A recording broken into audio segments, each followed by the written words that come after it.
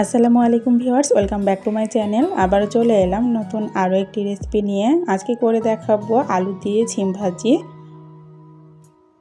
এটা সকালে রুটি, পরোটা, এমনকি গরম ভাতের সঙ্গেও খেতে পারবেন। ভীষণ মজার একটা রেসিপি, আশা করছি আপনাদের কাছে ভালো লাগবে। আর রেসিপিটা যদি ভালো লেগে থাকে প্লিজ একটা লাইক দিয়ে চ্যানেলটা সাবস্ক্রাইব করে রাখবেন। ছিম ভাজি করার জন্য আমি এখানে 500 গ্রাম ছিম নিয়েছি আর 2টা বড় সাইজের আলু কেটে নিয়েছি। ছিম আর আলুটাকে ধুয়ে আমি কড়াইয়ের মধ্যে নিয়ে নিচ্ছি। এবার এর মধ্যে আমি দিয়ে দিব পেঁয়াজ কুচি আর কাঁচামরিচ কুচি, পরিমাণ মতো হলুদের গুঁড়া আর দিয়ে দিব স্বাদ মতো লবণ, 1 চা চামচ আদা রসুন বাটা দিয়ে দিব, 1 কাপ পানি দিয়ে তারপরে সবগুলো উপকরণ নেড়ে চেড়ে আমি ঢাকনা দিয়ে ছিমগুলোকে সিদ্ধ করে নিব।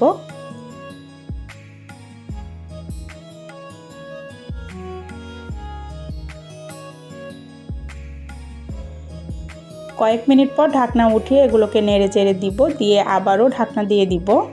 এভাবে আগে ছিম আর আলুটাকে সিদ্ধ করে নিয়ে তারপরে তেলে বাগার দিয়ে ছিম ভাজিটা করে নিলে তেলটাও কম লাগে আর খেতেও ভীষণ মজা লাগে।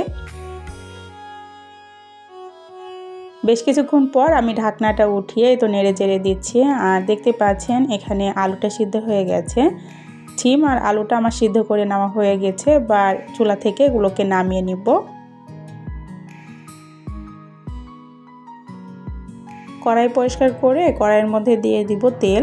তেলটা যখন গরম হয়ে যাবে তখন এর মধ্যে দিয়ে দিব 1/2 চা চামচ গোটা জিরে। জিরেটাকে কয়েক সেকেন্ড ভেজে নিব। এরপরে দিয়ে দিব পেঁয়াজ কুচি। পেঁয়াজটাকে দিয়ে লাল করে ভেজে নিব।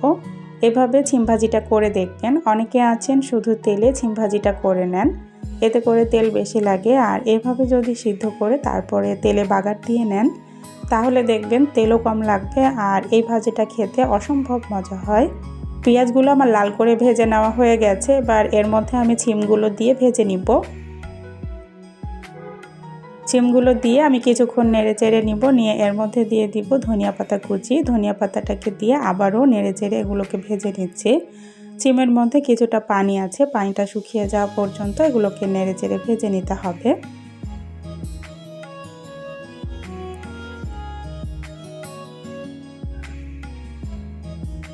ছিম ভাজিটা আমার হয়ে গেছে, দেখতে পাচ্ছেন এর মধ্যে কোনো রকম পানি নেই, পানিটা শুকিয়ে গেছে। আর এই ছিম ভাজিটা একটু নরম নরম হবে, সেজন্য রুটি আর পরোটা দিয়ে খেতে ভীষণ ভালো লাগে। আর এটা দুপুরে গরম ভাতের সঙ্গেও খেতে মজা লাগবে। আশা করছি আমার আজকের এই সহজ রেসিপিটা আপনাদের কাছে ভালো লেগেছে। এভাবে একবার ছিম ভাজিটা করে দেখবেন, অসম্ভব মজা হয় খেতে। ছিম ভাজিটা হয়ে গেছে, এবার চুলা থেকে নামিয়ে একটা প্লেটে উঠিয়ে নিচ্ছি। এভাবে ছিম ভাজিটা করে দেখবেন। অনেকে আছেন শুধু তেলে ছিম ভাজিটা করে নেন, এতে করে তেল বেশি লাগে। আর এভাবে যদি সিদ্ধ করে তারপরে তেলে বাগার দিয়ে নেন তাহলে দেখবেন তেলও কম লাগবে আর এই ভাজিটা খেতে অসম্ভব মজা হয়। আশা করছি আমার আজকের এই সহজ রেসিপিটা আপনাদের কাছে ভালো লেগেছে। আর রেসিপিটা যদি ভালো লেগে থাকে প্লিজ একটা লাইক দিয়ে চ্যানেলটা সাবস্ক্রাইব করে রাখবেন। আজ এই পর্যন্তই, সবাইকে আল্লাহ হাফেজ।